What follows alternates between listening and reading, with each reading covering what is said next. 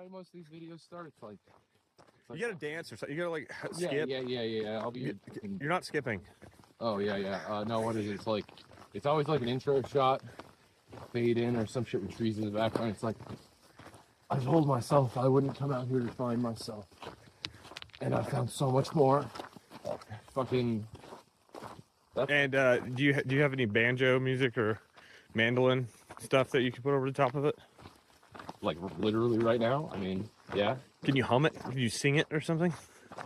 Trying to think of like a lot of those lyrics. You used to sing "Skinny Love" like a little lover boy on the AT all the time. Yeah, really? Yeah. I was a fucking young man. I was a young man with dumb tastes, trying to impress dumb women. I was also dumb. Don't cancel me.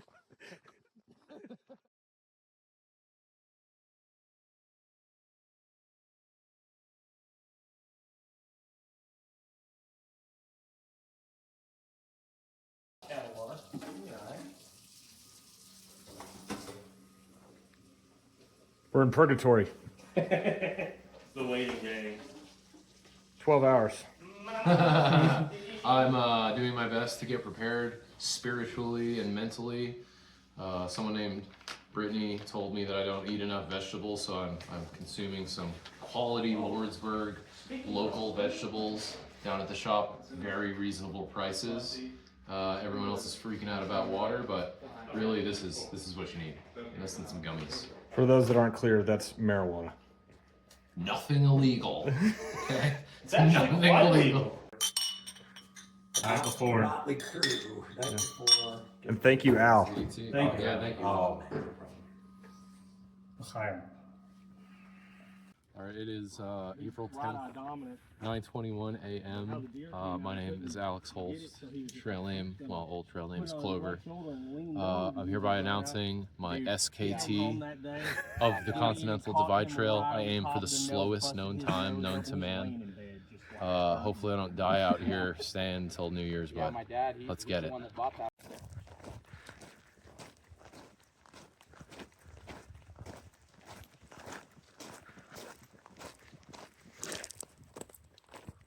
I said I'd never be one of these guys, but here's my face in a selfie-oriented camera. I'm cheating by having somebody else behind me, but we're like, I don't know, 6-7 miles into day one.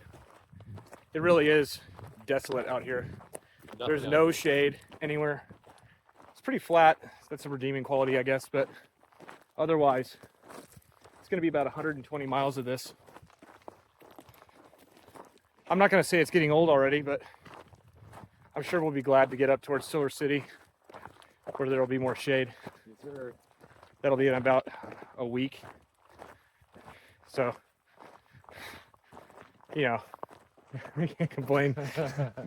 Here we are about, what, 10 miles in, it's already turned into Lord of the Flies. It's way hotter here than even we anticipated, being familiar with the Chihuahuan Desert. And it's midday. This is the best shade we've found, so we're all immediately getting naked. We hope Mason shows up soon. No crying in the casino. Yeah, no crying in the casino.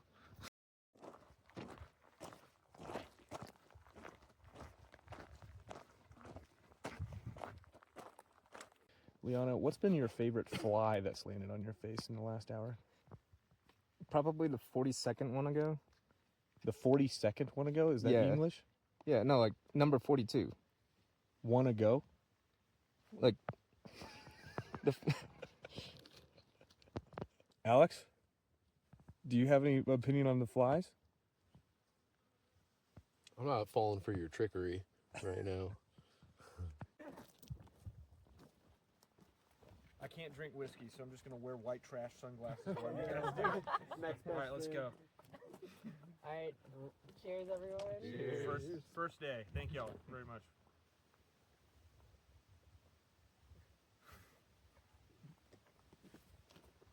Oh, yeah. That is just like the can.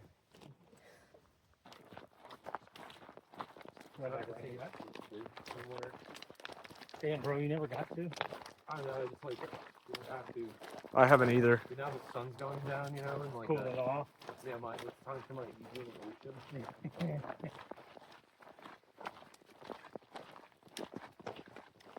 I'm quite happy that my valve decided to. So it is the first night. I think we're about 15, maybe 16 miles in on some road walk. The SKT is going very well. I fucking forgot to put sunscreen on at the terminus, probably because we were drinking, and my legs are they're like cherries. I am sunburnt to a crisp, feel terrible. So I think we're gonna zero in Lordsburg for, I don't know, like 10 days. And yeah, that'll really set us up for success, I think, in the later stages of the slow snow time. So yeah, spirits are high. These dried Skittles. Are they very light? I don't know. I haven't tried the. Should do like marshmallows too. Like. That's crazy. Yeah, I need to fucking step up my food game.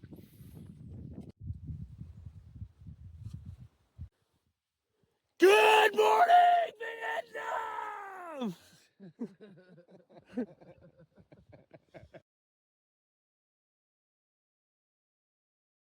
There's a vehicle with very bright lights coming down this road in the middle of nowhere, and we're thinking it is highly likely going to be Border Patrol. So I'm going to see if I can videotape. Yeah, or we're going to get murdered by the cartel or somebody. That's funny though.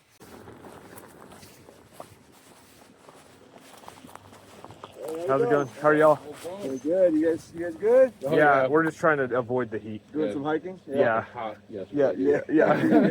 We're trying to get as far as we can before the sun starts coming up, you know? Yeah, I got you. My legs are so sunburned they're the same color as your fucking taillights.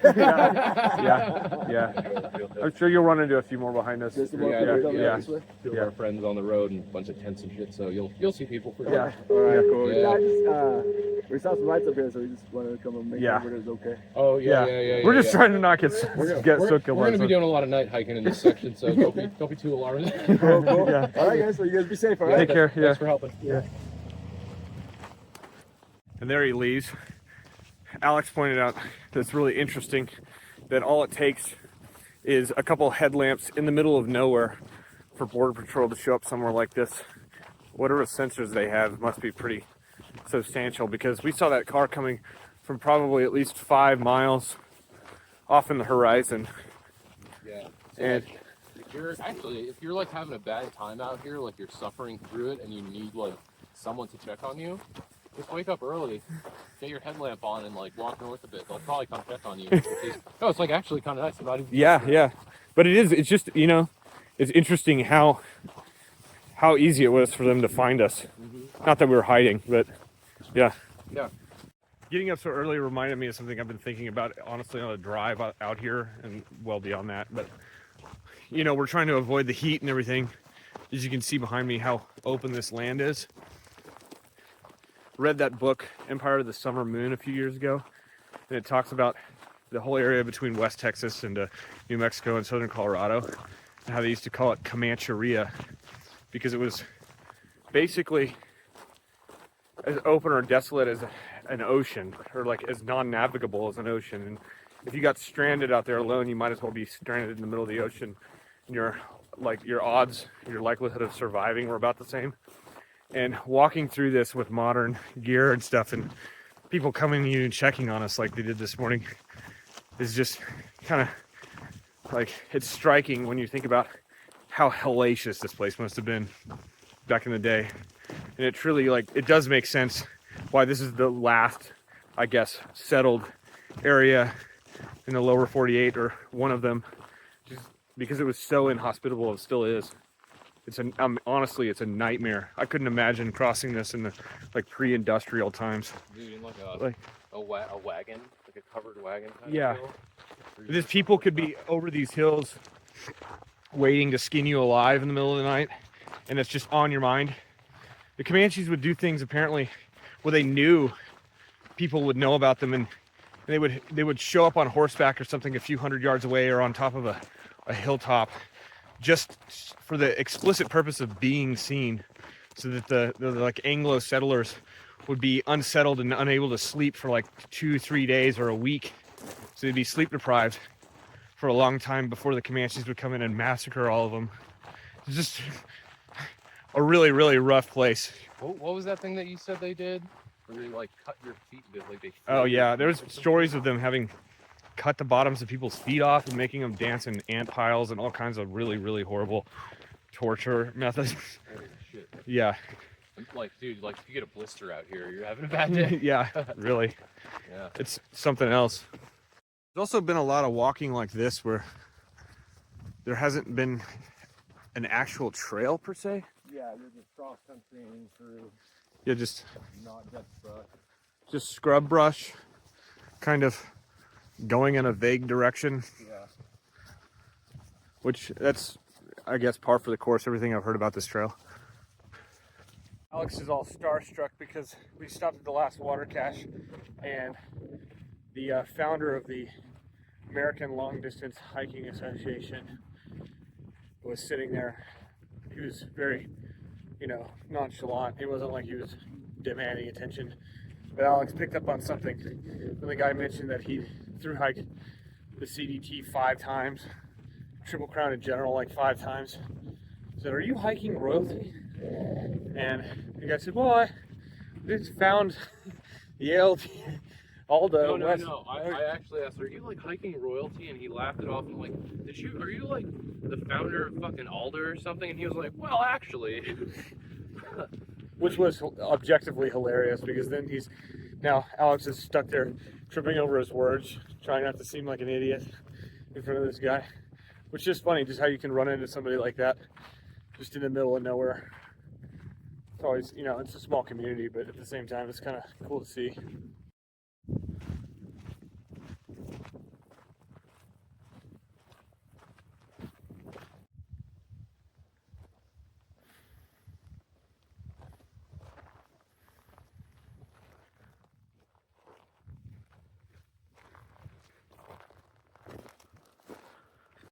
It's 10:22 a.m. 23, whatever. We've gone 13 or 14 miles, which is pretty good, all things considered. But we've kind of hit a wall because it's gotten hot now. And it's apparent to us that we're gonna have to probably sit under this bush for the next 5 hours. I don't know where Liano and Mason are, but it's pretty cramped here already, so it's pretty good they're not here. The sun's gonna force us out of this location. Yeah, the shadow's gonna move. We're gonna have to get closer and closer. I'm gonna eventually stab Alex with a stick or something to get him out of here because we're not sharing when it gets that small. But we'll do what we can. We've come up with a new challenge. We noticed that if we keep on this pace, about this time tomorrow, we'll be able to hitchhike into Hachita and back out.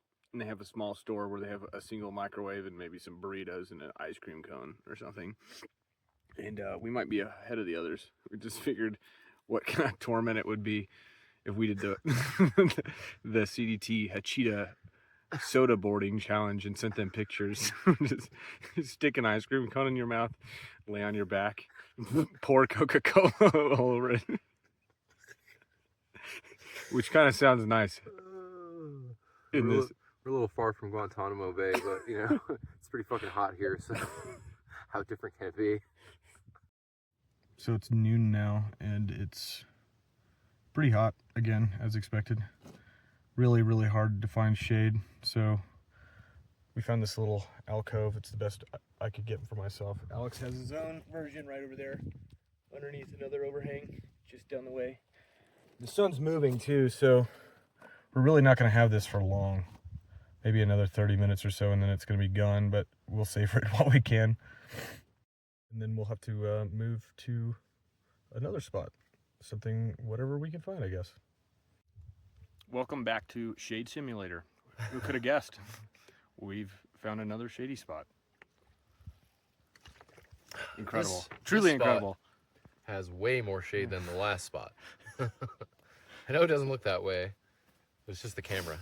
By the way, please, American Spirit, give me a sponsorship. I'll be forever grateful. I'll make smoking great He again. doesn't smoke American Spirits. You smoke like bottom shelf dog shit. I pop. would if the prices weren't crazy. Look, Okay. it's 2025, man. I can't afford fucking That's why I need the sponsorship. Okay. I'm open to other companies though. Let me know. This is gonna be definitely an unwatchable YouTube series if we continue like this. We're obviously amateurs. It's just 20 unaltered minutes of us sitting in different areas of shade. No hiking footage. No, just like us drying our shirts off, huddled up against the fucking rock or something. Oh man. Yeah. So riveting shit here. yeah. Alex has come up with another ultralight idea. It says that if you squirt sunscreen directly into your eyes, as I just did, it makes you squint, and therefore you no longer need sunglasses. Follow for more pro tips. Hey, we're actually hiking. We were talking about how far things seem and how it seems nice to break things up into smaller distances, like little goals. But it's pretty difficult when you look out on the horizon.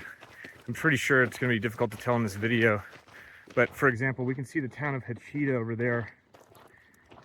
And much further beyond that on the horizon, all those dim, dusty mountains and stuff, which are probably like 50 miles, are, you know, not even the full distance of this desert section that we've got to walk through. It's kind of hard to wrap your mind around when you're walking through it one step at a time down dirt roads like this. These ranchers are nice enough to put a water spigot that they usually use for their cattle here for us to use, which is really nice of them. I don't know if it's potable or not, so we did filter it, but nice nonetheless. Camping here at night number 2. Just about time as any, good a time as any to mention 2 of our friends had to get off trail at least briefly for some foot injuries because the boot heel's just been tearing them up. So it's us now for the rest of the boot heel. We'll just see whether we can truck through it.